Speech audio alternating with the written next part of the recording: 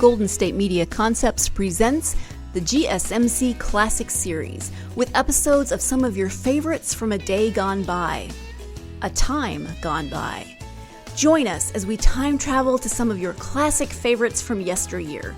The GSMC Podcast Network invites you to sit back, relax, and enjoy the GSMC Classics series on the Golden State Media Concepts Podcast Network.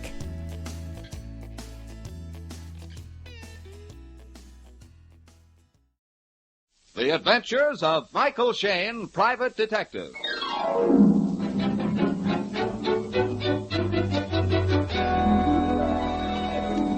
The people who make 76 gasoline and Triton Motor Oil, Union Oil Company, present The Adventures of Michael Shayne, Private Detective, starring Wally Maher and Kathy Lewis.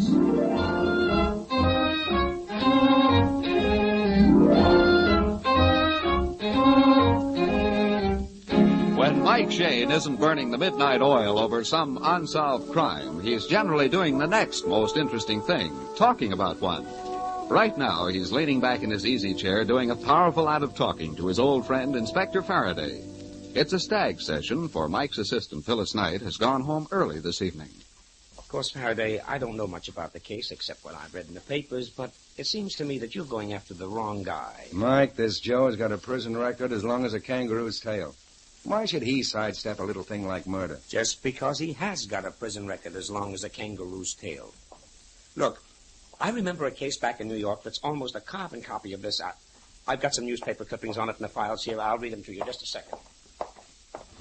You don't get the point, Mike. This killing is gruesome, horrible. It would take a hardened criminal to carry it through. Doggone it, they're here in the files somewhere. Now, Phil could turn right to it. Yeah, she went home kind of early this evening, didn't she? Yeah, she's got a girlfriend staying up at the apartment with her. Went home to help her pack up. Friend from out of town? Uh-huh. Girl had a fight with her fiancé and wants to play hermit for a few days. I know. The old feminine trick. Goodbye forever. Till next Saturday night. Right.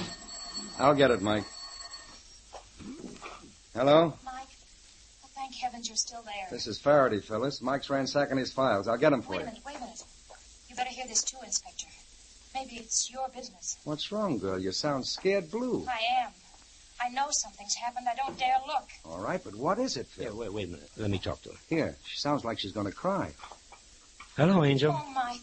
Mike, get over here quick. Now, wait a minute. Calm down, honey. Now, tell me what's wrong. Well, you know Lois was leaving my apartment tonight, and I came home to help her pack. Yeah, sure. Well, Mike, she's not here. At least I don't think so. Now, please, Angel, wait a minute. I can't tell what you're talking about. Well, I found her trunk already packed and locked, and... Yeah? And I think... Yep. Yeah. What, honey? What? I think her body's inside.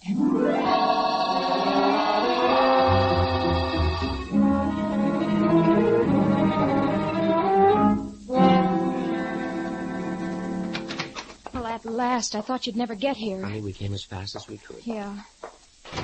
Where's the trunk? In the bedroom. All right, now tell me what happened. Well, I found the hall door off the lock, so I expected she'd be right back. I kept waiting, and then I started to worry. She had that row with Nelson. He threatened her. You see what I mean, Faraday? A woman's intuition. Well, the baggage man came. He started to take the trunk, but then I heard it. Heard what? Something slumped inside. And the trunk seemed so heavy, I told the man to leave it. We weren't going to send it after all. Oh, great. I looked at it real close, and when I saw the padlock... Oh, that's when I phoned you, Mike. Mm-hmm. Well, I see it. It's smeared blood on the lock. But that's not unusual, honey. Maybe she cut her hand when she closed the trunk. Oh, for heaven's sakes, I'm no child. Look here in this closet. There are all Lois's dresses, still on the hangers. They weren't packed in the trunk. It just means that she hasn't finished packing. I thought of that, too, Mike. I started to push the trunk back against the wall, but it wouldn't budge. There's something inside of it, and it isn't clothing. Well, let's see.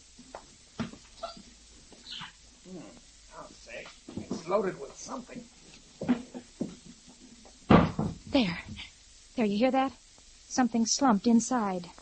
Just as you tipped the trunk, Faraday. Okay, I guess the only way we can satisfy you is to open it, if we can find the key. Well, here, I've got it. It's here in her purse. That's another thing that scared me, Mike. Lois's handbag. Just laying here on the dressing table. Let's have it, Phil. Honey, Wasn't that the hall door? Of course, there's your girl now. Oh, it's about time that she... No, it's Nelson. Let's see. Yeah. You looking for somebody, partner? Oh, I didn't think there was anybody here. You always walk right in when there's nobody home? Well, I meant, I thought Lois was here alone. I'll come back again. No. We'd like you to stay. She may be in any minute. Well, I really... Come in a minute. Come on in. We'd like to talk to you ourselves. Come on. I don't understand. You're friends of Lois? Yes. This is Mike Shayne and Inspector Faraday. I don't understand. You don't have to. Okay, Phil, let's have that key. Here. Thanks. Hey, here, what are you doing? That's Lois's trunk. You haven't any right to go Maybe in. not, but we like to open surprise packages. Oh, I hope I'm wrong. I hope it's a mistake. All right, Mike. Now, let's swing her open. Honey. Yeah? What's inside? No, don't look. I'm afraid you were right.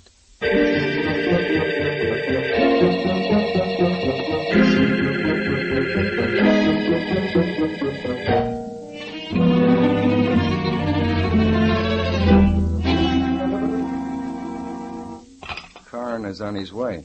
Oh, it doesn't seem real. Just a few hours ago I was talking to her and now... I know, honey, I know. It's hard to take. You, young fella, what's your name? Huh? Nelson Carter. Supposed to be the girl's fiancé, huh? You don't seem to be particularly upset. I'm stunned. What brought you here? I came to see Lois. I was here this afternoon and we had another fight. I came back to apologize. That's something new. First time you ever apologized for anything. You drove the poor girl half crazy. Well, it was her fault. She wouldn't listen to me. I was right from the very start. Oh, sure.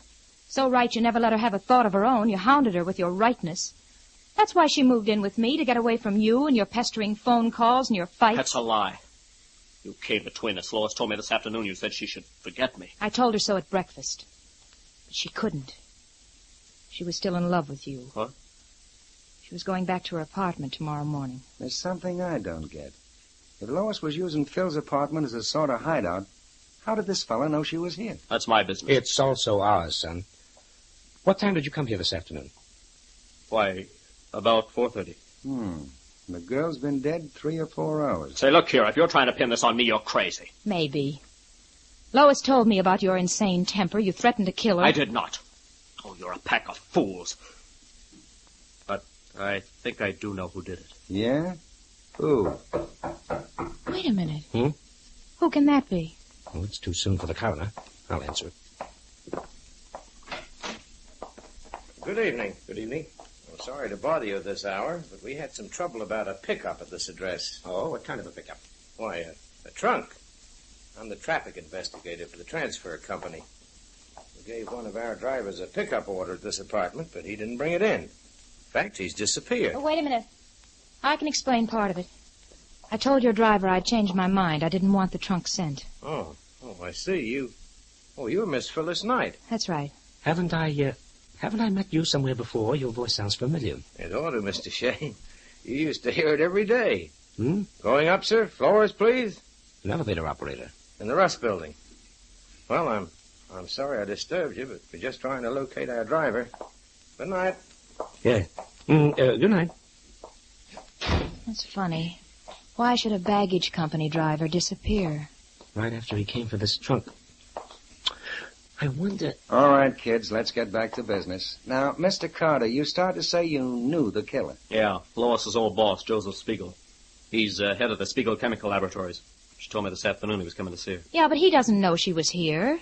Lois quit her job with him last week. Assume he did know. Why should our next boss want to kill the girl? Because he's a crook.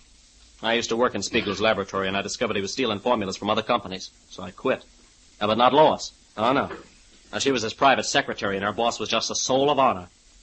That's what started our fighting. Yes, but when she learned you were right, she did quit. 3 days ago. All right. But it sounds like a pretty flimsy reason to kill a girl. Not if Lois had the goods on him. He wanted to stop her tongue. You weren't fighting about that this afternoon? No. No, she told me she was going to go to work for another chemical company. I told her when I married I didn't want my wife working. Well, we both got pretty mad. She said she'd never marry me. I can imagine how you took that with your conceit. How about it, Mike? I don't know. I'm a little worried, Faraday. This is Phil's apartment. She's been living here alone up till the past few days. Yeah? Lois and Phyllis are about the same height, same color hair. Yeah?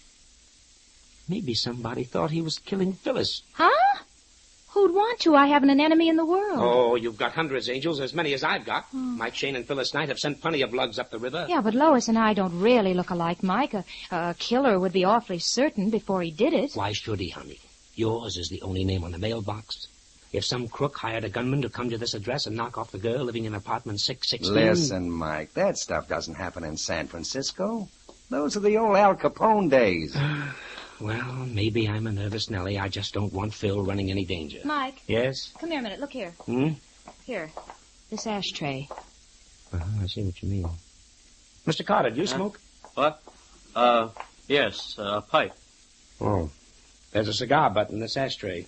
Spiegel. He smokes them all the time. I told you he was coming here. Maybe we should check that right now. You know where he lives? Yeah, he's got an apartment at his plant. It's next to the laboratory. That's on Bay Street. Okay, suppose Phil and I mosey over there right now and swap formulas with Dr. Spiegel. Good, and if the coroner gets through here in time, I'll join you. Oh, Mr. Shayne. Have you got a gun? You think I'll need it? You might. Spiegel's a huge man with a cunning, fiendish mind. Well, thanks for the warning. I'll be ready with a few shenanigans of my own.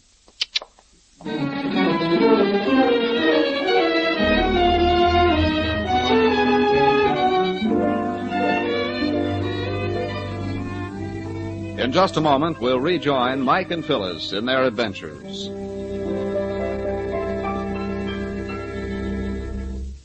Quality of workmanship and materials has always been the hallmark of successful business.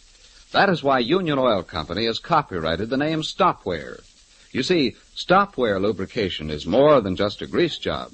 It is a system that has been worked out from years of experience to give your automobile the best possible care. With Stopwear lubrication, you can be sure that nothing on your automobile has been overlooked or hurriedly serviced.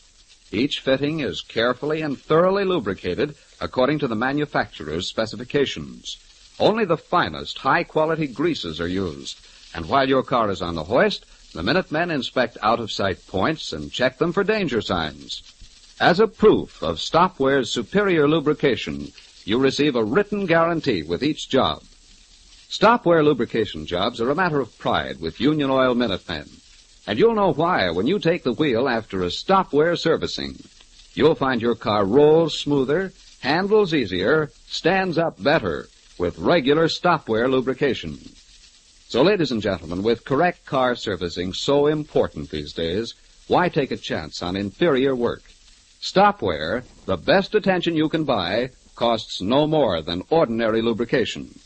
Remember, Stopwear is an exclusive, guaranteed process, available only at Union Oil Minuteman stations. It is a dark and foggy street in San Francisco's commercial district. Light streams out into the night through an open door, the entrance to the Spiegel Chemical Laboratories. In the doorway is the huge silhouette of a man. Shayne?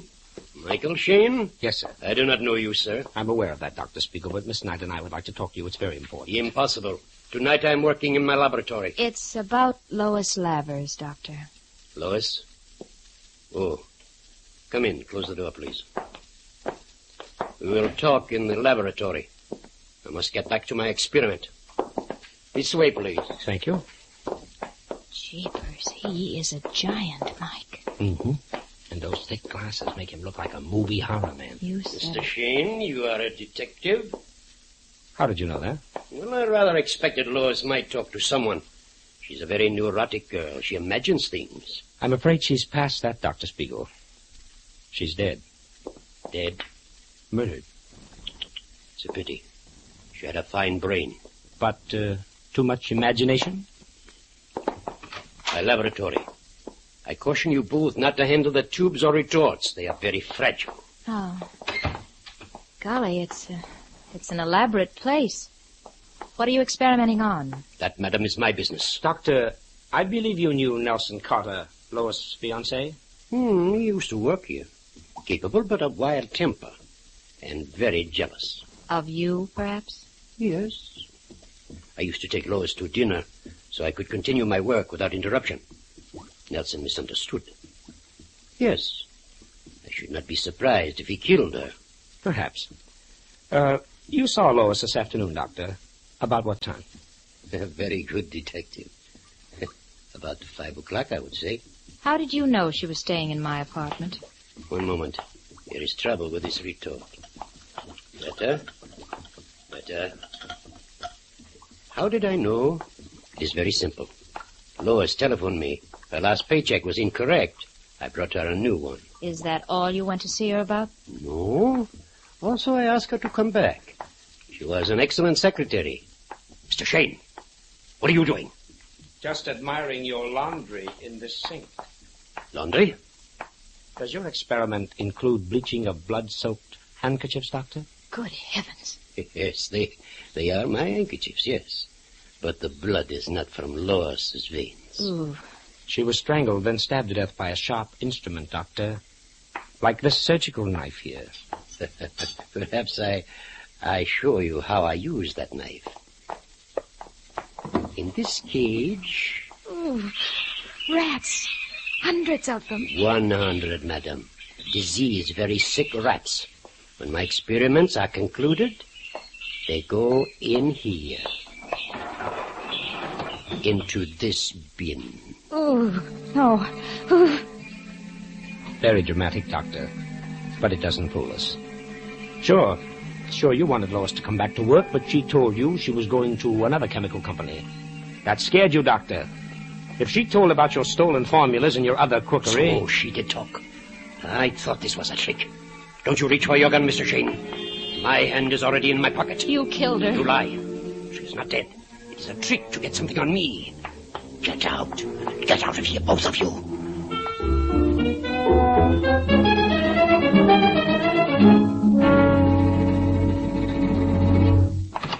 Now you will forget you ever came here.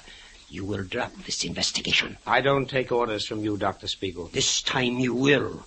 Your young lady has sense if you have not. Good night. Oh, I thought he was going to keep us in there and experiment on us. Yes. He's a cold-blooded baby. Yeah. Mike. Hey, the inspector. There, he's parked in that police car. Oh, with Nelson. Yeah. Just got here in time to see the bums rush. What are the odds? I don't know, Inspector. He's devilish enough to commit murder. Should I take him in for questioning? No, not yet. He'll be here. He doesn't scare out. Mike found handkerchiefs soaking with blood. He said he was experimenting with rats. I think he was sincere, though. He figured we were on the trail of those stolen formulas. He killed her, I tell you. If the police don't get him, I will. Oh, stop acting. You're too dead anxious to pin it on Spiegel. Yes, and the good doctor threw the honor right back at Nelson.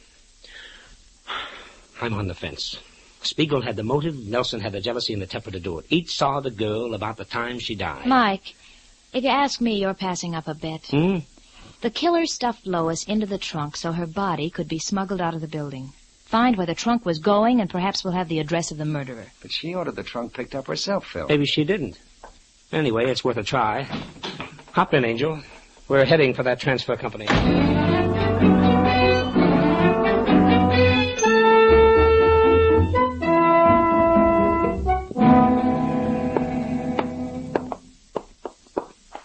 We appreciate it, sir. You're coming down and opening the office at this time of the night. Well, lucky my wife saw you were a policeman, or she'd never have let me out of the house. This is our dispatch office. Oh, by the way, have you located your missing driver? Missing driver? I don't understand. Why, your traffic investigator came to the apartment. The driver that was to pick up the trunk had disappeared. He was checking up. Well, that's impossible. All of our men checked into that. And we don't have a traffic investigator. Mike, he was a fake. It's not so good. Probably never ran an elevator in the Rust building either. This thing is getting screwier by the minute. Oh, here we are. Here's the pickup order on the trunk. It's under the name, Phyllis Knight. Not under Lois Lavers. Well, let's see. It was a phone order. Received 5:25 p.m. Yeah. Trunk to be sent to 9053 Jennifer Street. Seems to me I've heard that address before. 9053 Jennifer. 9053 Jennifer. Yeah, there's something about it. I should hope so. It's the address of Michael Shayne.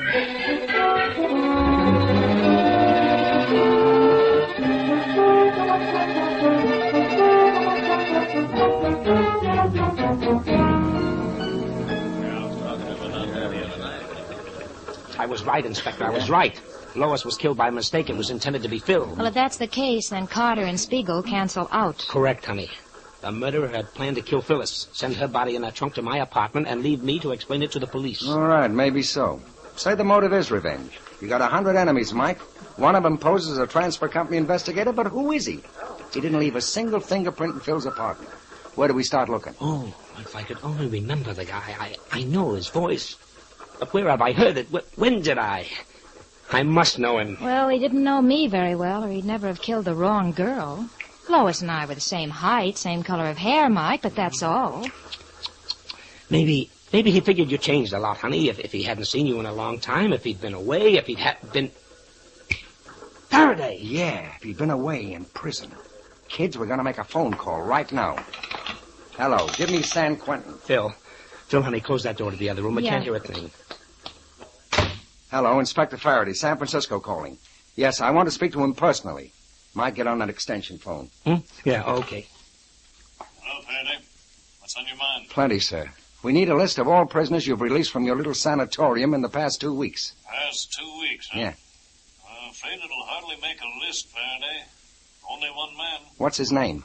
Now, let me see. It was Ford. Harold Ford. That mean anything to you, Mike? Well, never heard of him. Who's that on the phone, Mike Shayne? Well, you got sharp ears, sir. We figured maybe you had released a prisoner who had a grudge against me. Some old enemy of Mike's who might try his hand at revenge. No, that's the only release we've had lately. In fact, Mike, you can subtract one enemy from your book. Died here last week. Al Smock. Holy jumping. Now I remember. It's Al Smock's brother, Jack Smock. That's right. He had a brother. Came up here and claimed the body. Does that mean anything to you? Ha-ha! Does it? Set an extra plate in your dining room, Chief. We're sending you a new boarder. Goodbye, sir, and thanks a million for your help. Jack Smock. He must have dyed his hair and put on glasses. Phil, you remember the case? The two brothers about 4 years ago? Yeah, vaguely. It was manslaughter. You helped send the one called Al Smock up for 20 years. Right, honey, right. Jack was supposed to be brothers Al, alibi. Yeah. But our testimony tied him up in bow knots. Yeah, that's so right. Al died in prison. Now brother Jack is out for revenge. Oh, fine. But where is brother Jack right now, and how do we catch him? Got it, honey. Jack claimed the body, so he must have buried him. Now we gotta find that body.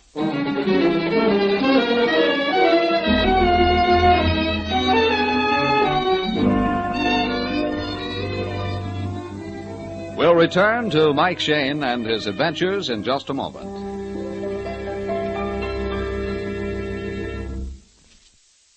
Due to their position, the front wheel bearings of your automobile are subject to damage from dirt, water, grit, and brake dust.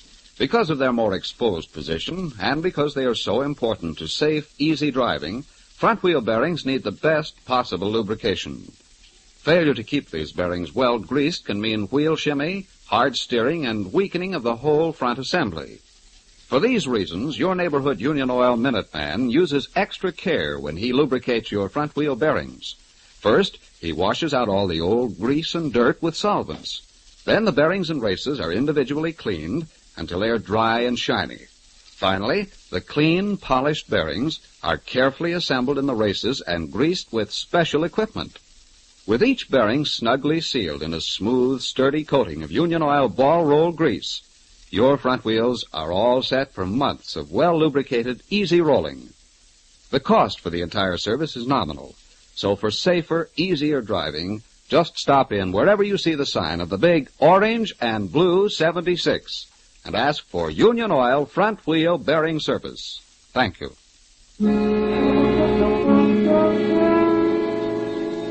At police headquarters, Mike and Inspector Faraday each holds a telephone in his hands. They have checked every cemetery in the book.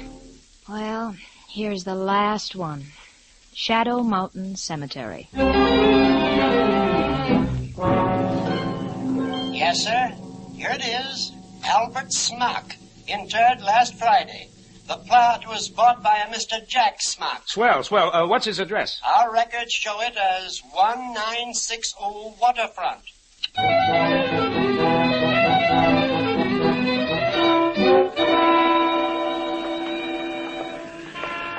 This is it, kids. Looks like a busted-down rooming house. And somebody's head sticking out of every window. Yeah, there's the sergeant at the entrance.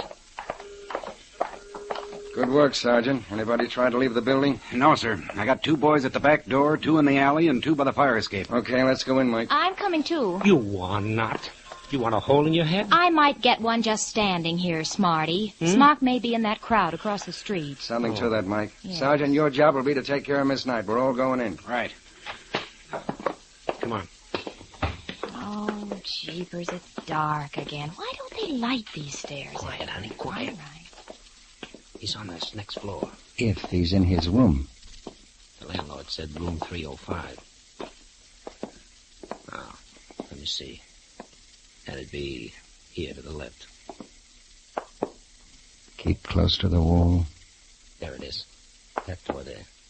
There's no light shining under it. Maybe he's playing possum. Sergeant, you and Phil stay here.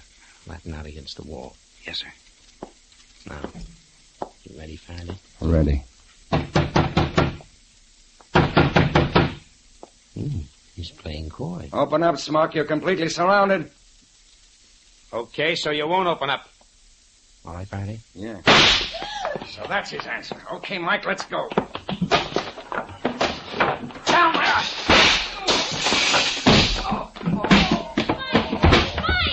Wait a minute, I'll get the light. Oh, hurry up. Here it is. Happened. Mike. Oh, he's flat on the floor. Mike, are you all right? Yeah, I guess so. Okay, Inspector, okay. Climb out from under that table. I knew somebody got hit, but who? He shot the gun right out of my hand. Yeah, I know. I didn't know where to aim in the dark till he fired, and I saw his flash. Thanks to you, Mike, I'm still breathing. Yeah, well, this man on the floor won't be unless we get an ambulance quick. You found out. I didn't think. You're right, buddy. You didn't think, period. Revenge doesn't take much in the way of brains. Just an awful lot of lives.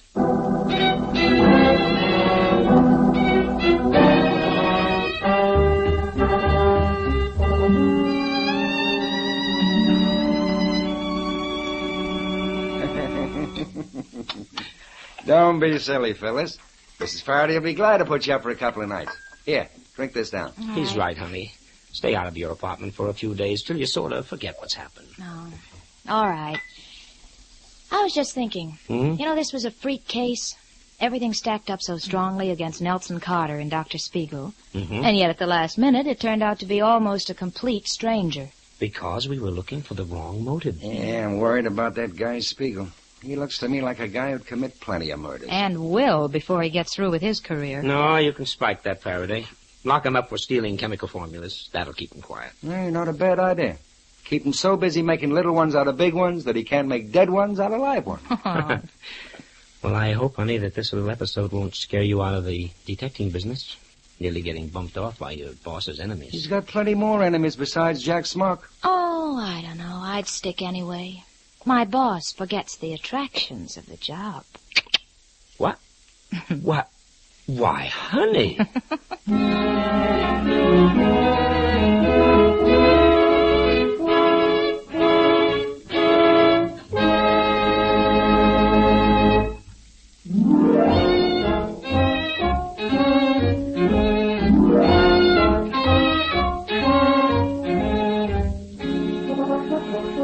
Tune in again next week at 8:30 for another adventure with Michael Shayne, Private Detective, starring Wally Maher and Kathy Lewis, and Joe Forte as Inspector Faraday.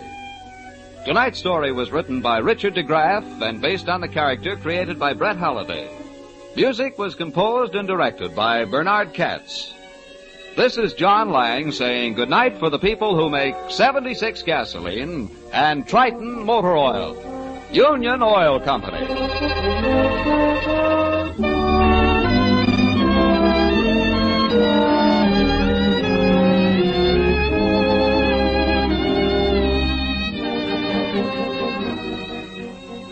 This is the Mutual Don Lee Broadcasting System.